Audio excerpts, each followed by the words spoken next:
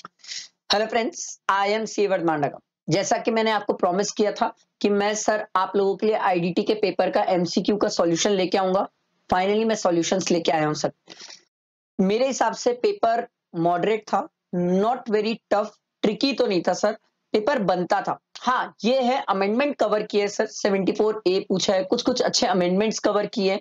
मैंने आपको पहले भी बोला था अमेंडमेंट देख के जाना, क्योंकि अमेंडमेंट से क्वेश्चन आने के चांसेस है। तो अमेंडमेंट तो इन्होंने कवर अच्छे खासे किए sir.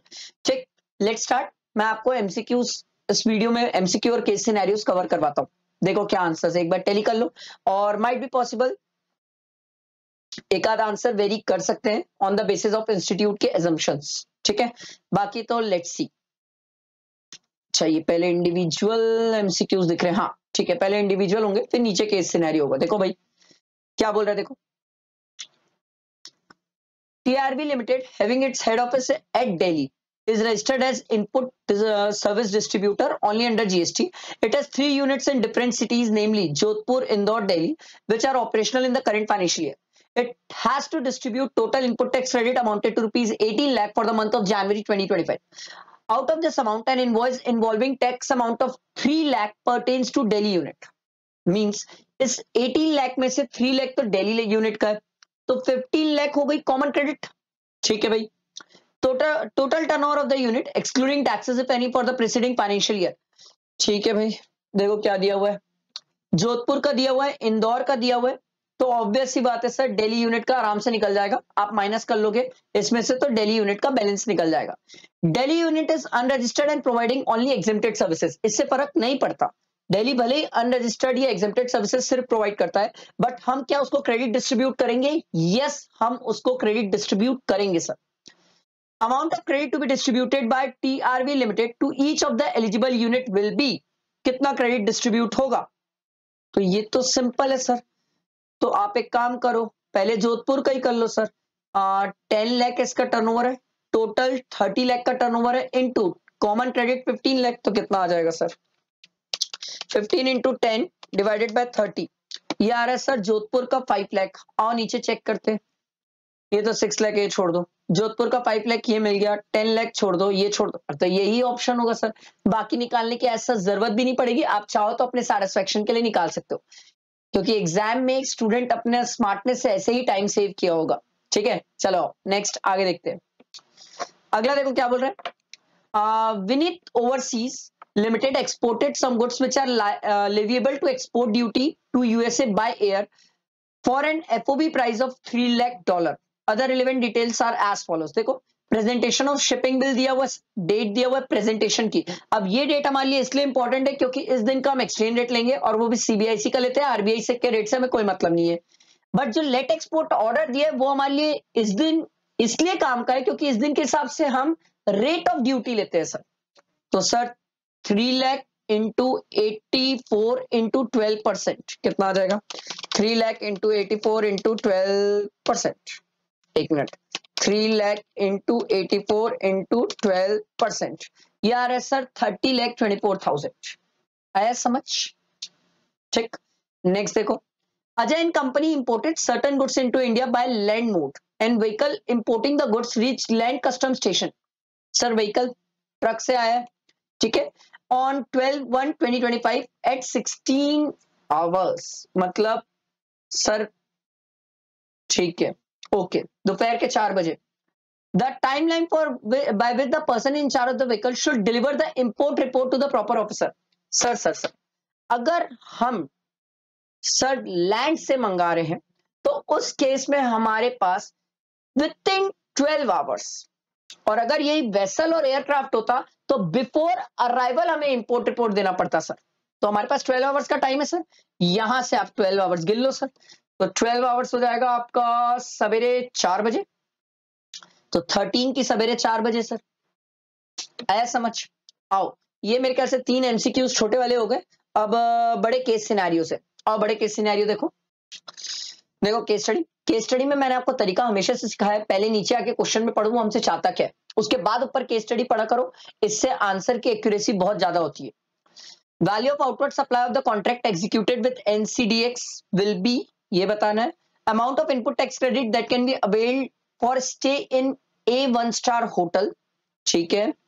Amount of total eligible input tax credit for the month of Feb, ठीक है, एलिजिबल इनपुट टैक्स क्रेडिट बोल रहा है फेब मंथ की, ठीक है। And the nature of supply and the rate applicable for the services provided to mister Rajendra will be, ठीक है। लेट फी भी जानना चाहता है आपसे, जीएसटीआर 3 भी फाइल करने में लेट हुआ है, ठीक है। The amount of penalty which may be levied under section 122, जो कि याद होगा आपको 122 में पेनल्टी कितनी होती थी, 100% ऑफ द टैक्स और 10,000, ठीक है। तो फेल टू डिपॉजिट है on the advance payment received, ठीक। टोटल ऑफ सीजीएसटी एसजीएसटी दोनों का बताना है सर, ठीक है भाई। तो चलो ऊपर केस सिनेरियो पढ़ते आओ, देखते क्या है कहानी। Mister Suraj Rao of Bhilwara Rajasthan is a registered person under GST and is filing monthly returns, ठीक है भाई, बंदा बिलवारा राजस्थान का है। His turnover for the financial year 23-24 was 1.25 crore. He is engaged in the business of various goods and services. He provided the details of following transactions supplies undertaken by him during the month of Feb 2025. He executed a hedging contract for a commodity with NCDX at a price of 100 rupees per unit for 600 unit. Original contract of the purchase of the commodity was made for 1000 unit. Out of the date of the expiry of future contract, that is 28 Feb, the rate of commodity was 900 per unit. He squared of the contract without physical delivery. Oh भाई, without physical delivery, future and options है sir. Sir future and options है, कहां पहुंच रहे हो derivative sir? Securities goods की definition से बाहर, कहां कहां आएगी जीएसटी की बातें? पहला क्वेश्चन का आंसर ही मिल गया, नील। अब जो ये स्टूडेंट पेपर प्रोवाइड किया है उसके हिसाब से तो बी था, बट बी नहीं है सर, ठीक है। आंसर नील हो जाएगा sir, value of outward supply nil हो जाएगा। आई बात समझ? वैसे मैं आपको एक मस्त नॉलेज की बात बताऊं, मैंने ये केस सिनेरियो ना टॉप 35 केस सिनेरियोस कराए थे, उसी का ये केस सिनेरियो है, उसी का है। क्योंकि अगला वाला जो ये बोल रहे हैं ना sir, out of amount of input tax credit that can be availed for stay in A1 hotel at Surat, तो देखो भाई एक बात सिंपल समझा रहा हूं, एकदम सिंपल। ये क्वेश्चन में करवाया हूं 35 केस सिनेरियो में, इसीलिए बोला था 35 केस सिनेरियो देख के जाना सर, वहां से इंस्टीट्यूट पूछता है, देख लो। अब आप बोलोगे सर एक एक पॉइंट डिक्टो कॉपी किया है, डिक्टो पूरे कॉपी तो नहीं है सर, कुछ चेंजेस तो करेगा, बट वहीं से है, वहीं से है, ये कुछ अलग नहीं है सर, ठीक है। He provided repair and maintenance services related to generator to Mr. Rajendra on 5th Feb 2025 involving supply of goods being spare parts and supply of services being labor charges, ठीक है। दोनों चीजें दी है, supply of goods being spare parts and supply of services being labor charges. He disclosed the value of goods as 10,800 and services as 25,000 separately in the invoice issued in this regard. Invoice में दोनों चीजों की value अलग अलग दिखा दी है sir. अगर single price दिखाता तो मैं इसको मिक्स सप्लाई भी बोल लेता, सर सिंगल तो नहीं दिखाया, अलग अलग प्राइस चार्ज करके बिल में दिखा दिया सर। तो सर जब ये अलग अलग चार्ज करके दिखाई दिया तो हमसे तो एक क्वेश्चन पूछा ना कि नेचर ऑफ सप्लाई क्या होगा सर? ना ही ये मिक्स्ड है ना ही ये कंपोजिट है सर, तो ये किस टाइप का होगा सर? ये इंडिविजुअल सप्लाई है, एक बिल बनाया जिसमें दो टाइप की चीजें सप्लाई किया, उसका चार्ज कर दिया सर। समझ आया? बेटा दिमाग में, सिंगल प्राइस करता तो मैं मिक्स कर लेता, सिंगल नहीं है। आगे देखो, इसीलिए बोलता हूं पहले सर क्वेश्चंस पढ़ लिया करो, फिर केस स्टडी पढ़ा करो, जैसे आंसर मिलते रहते। देखो डिटेल ऑफ इनवर्ट सप्लाई, अब इनवर्ट सप्लाई पढ़ा तो मेरे को ध्यान आया, नीचे मुझसे आईटीसी का क्वेश्चन पूछा था। Purchase of goods for 20 lakh from a registered person, it includes 5 lakh towards purchase of goods which are exempted. Sir exempted पे क्रेडिट तो नहीं मिलती, 15 लाख पे क्रेडिट मिलेगी। Purchase of truck for 8 lakh for transportation of goods to a customer, no depreciation was claimed on the GST portion, इसकी credit मिल जाएगी sir, 8 lakh की और मिल जाएगी, प्लस 8 कर लो।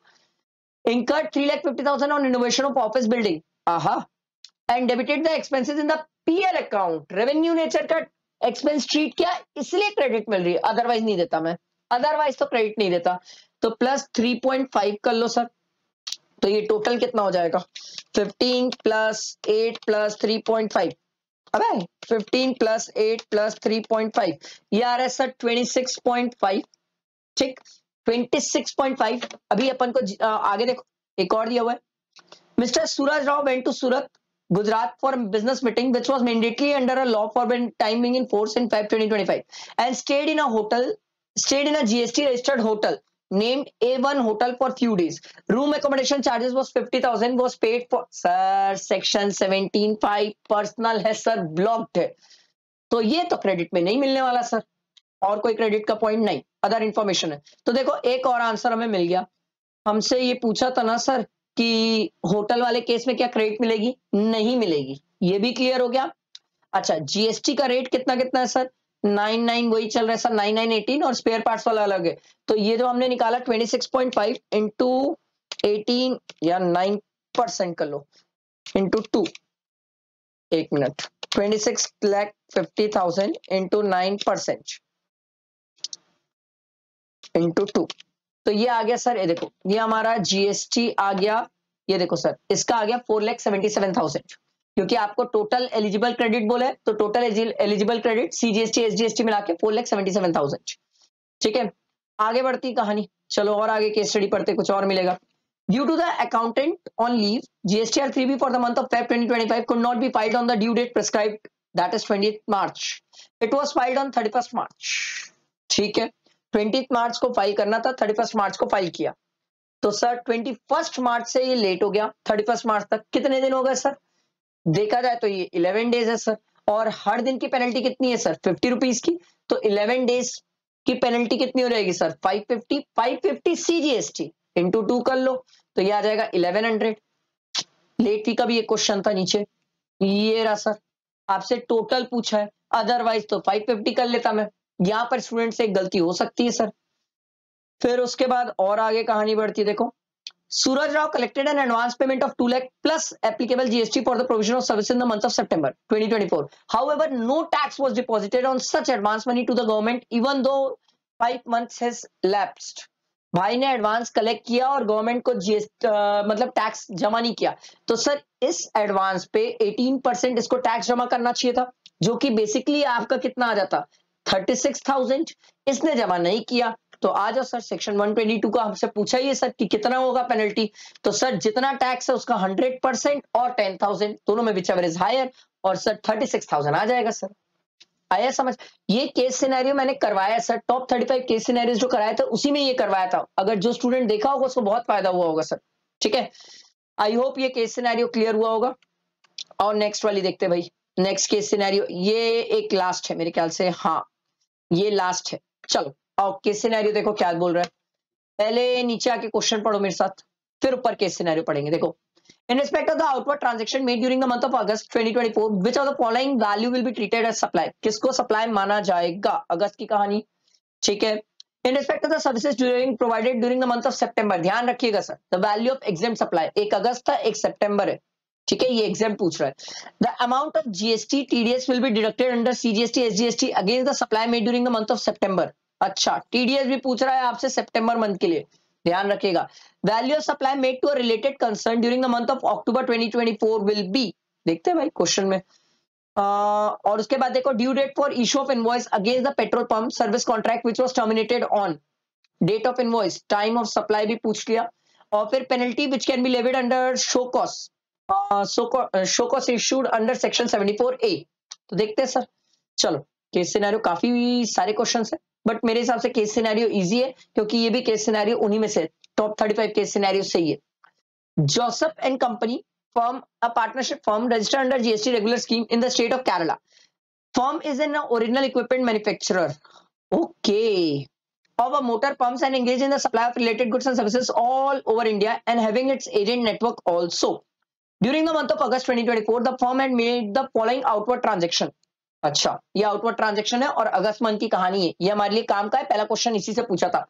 Supplied mould and dies own by it to an unrelated component manufacturer free of cost. Sir unrelated है तो ये जीएसटी में ही क्यों है, अगर रिलेटेड होता तो मैं इसकी वैल्यू के लिए रूल्स का दिमाग लगाता सर, ये तो अनरिलेटेड है सर, बात ही खत्म। Provided free training on e invoice and e way bill to all its agent free of cost.